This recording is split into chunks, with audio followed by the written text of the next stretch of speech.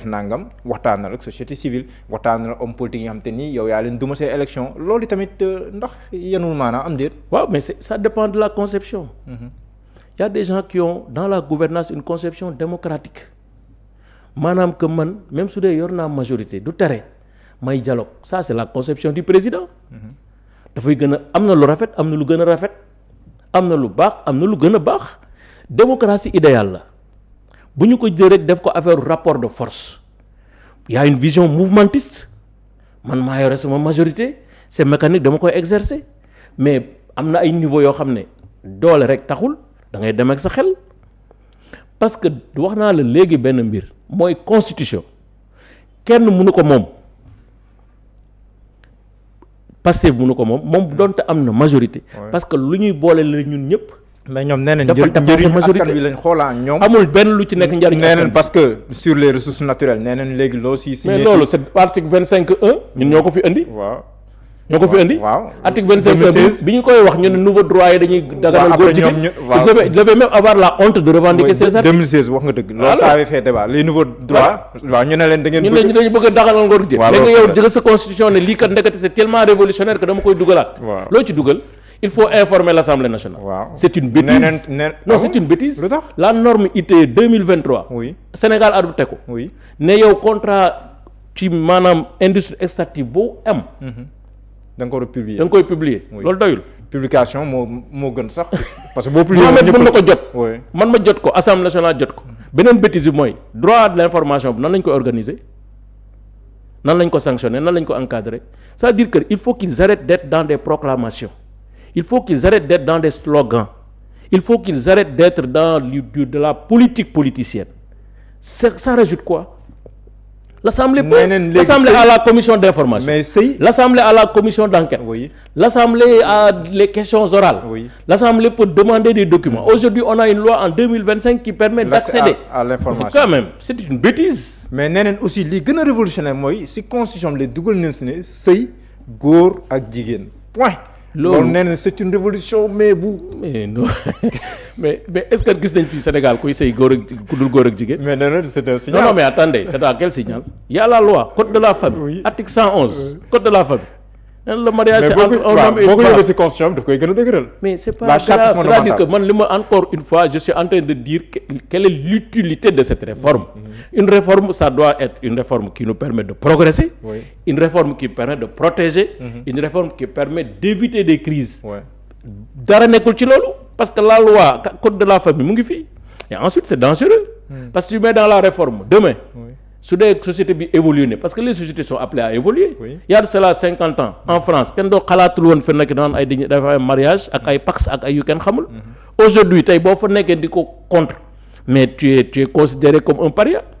Les sociétés sont appelées à évoluer donc dès qu'il y a une loi code de la famille qui est là depuis 1970-72 dara jógu ci mais loo ci ko yokkee fii. D'accord. À quoi bon ça moo tax ma ne la réforme yi amul valeur ajoutée li muy wax nii yëpp ñu naan woy non c'est pour la société est déjà protégée. Le code de la famille est là pour protéger ça. Ils ont pris une loi sur le durcissement. Moi j'ai dit d'ailleurs c'est pas un durcissement, c'est de la fumisterie. Parce que dinañ ko gis ci ay jours à venir. Pour sanctionner l'homosexualité, on va avoir des difficultés. Les enfants qui étaient protégés contre les actes contre nature sont déprotégés. C'est ça la réalité. Nañ dem xool article bi ñu changé. Donc je vous dis ku mënul def loi ordinaire bu baax. ngay dem ñuy reto ko say loi ordinaire di annuler say loi. bu la nee mën naa bind constitution bu baax da nga ko naan waxuloo dëgg. ndax jàpp nga ne bu ñu demee conseil constitutionnel dina am lu mu si retoqué par rapport à cette révision constitutionnelle. Ça c'est le conseil constitutionnel qui va voir mais je suis sûr que y a des choses y a des aspects contradictoires parce que am na yu bëri yoo xam ne suñu demee soo moytul dinañ ko xool parce que moi je suis sûr que am na ay aspects yoo xam ne y a des lois qui sont au sein même de la réforme y a des aspects contradictoires. D'accord. Voilà, en tout cas dans le projet. Parce qu'on ne peut pas dire en concertation avec le Premier ministre. Il y a des domaines réservés du président de la République. Donc sur ces domaines réservés, pourquoi il doit se concerter? Comment la concertation se fera? lan mooy process de concertation bi bu ñu jubóowul lan lay demee? Non c'est-à-dire que ñii dañuy fo te foo baaxul. dafa am foo xam ne foo waru fa àgg. Rigueur morale ak professionnelle moo fa war a dem.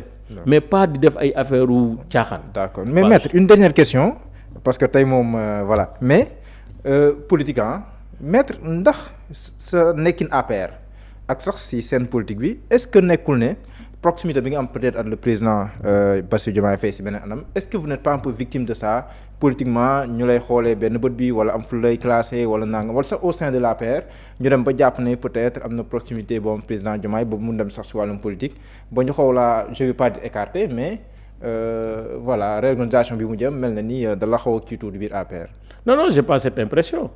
xam nga man j'ai pas de complexe c'est-à-dire que man nekkuma di juger nit ñi parce que kii fii la juddoo kee mooy yaayam kee mooy nijaayam kee mooy mbokkam xam nga man pour man nit ku nekk da nga koy juger de manière objective voilà pas ay liens yoo xam ne proximité quoi voilà dina du ñàkk parce que nit ñi moom ils sont sur des petites choses ils sont jamais sur les idées ils sont jamais sur voilà donc loolu du ñàkk mais man pour man amaluma ko benn njariñ li am solo mooy gàllankoor la si wàllum politique pour man en tout cas pour man waruma gàllankoor si sa parti voilà waruma gàllankoor sama parti te je pense et je vis pas le sentiment que loolu daf ma gàllankoor maintenant pour les nominations am na ay nominations yi am y a un agenda y a un processus qui est engagé ça ne veut pas dire que nommé nañ ñaar ñetti ñeent juróom fukk yooyu et cetera y a tellement de postes parce que maître yow bokkoon nga si ñi gënoon fës beaucoup de gens n'ont pas compris man mi sax laa bokk ni nga fësee woon si jamono jooju réorganisation am ñu mel ni ñu xaw a beddi tuuti maître non pour man du beddi au contraire peut-être que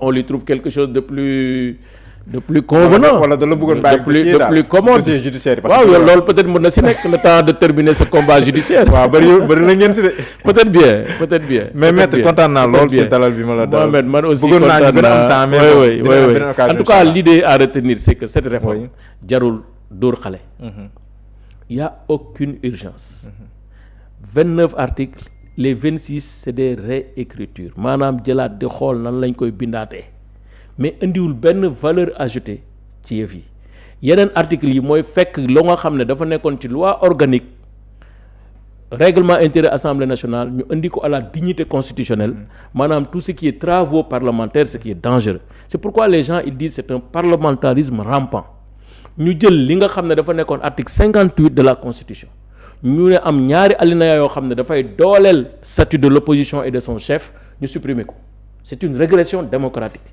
mais loolu kenn doo dégg kenn di ci wax parce que fii Sénégal kenn du dem xooli kayit yi xool la ca nekk ñu comparer du am débat loolu la ñuy daw ñoom débat boobu la ñuy daw mais je défie quiconque mu ñëw taxaw fii di la gëmloo ne réforme bi c'est une réforme révolutionnaire c'est un nouveau projet de société c'est faux c'est archi faux lii nekk na fi depuis des années bu nekkul ci constitution bi mu ngi ci loi yi donc amul dara lu bees lu fi nekk li fi bees mooy néewal doole président de la république andil ko koo xam ne day ñëw ci biir këram di ko wujjeeg moom di andi cohabitation di partager ak moom ay pouvoir am alors que c'est un nommé bi ci bees mooy jël assemblée nationale tout ce qui est travaux parlementaires ñu andi ko à la dignité constitutionnelle ce qui est dangereux parce que finalement li ñu bëgg mooy créer un pouvoir un contre-pouvoir militant à partir de l'Assemblée nationale pour que gouvernement bi du mën a liggéey chaque jour yaa nga assemblée ñu lay woo di la nangam parce que ils disent que toute personne qui ne bénéficie pas d'une immunité qui est prévue par la Constitution peut être entendue par l'Assemblée. Oui. Ça veut dire que même les enquêtes parlementaires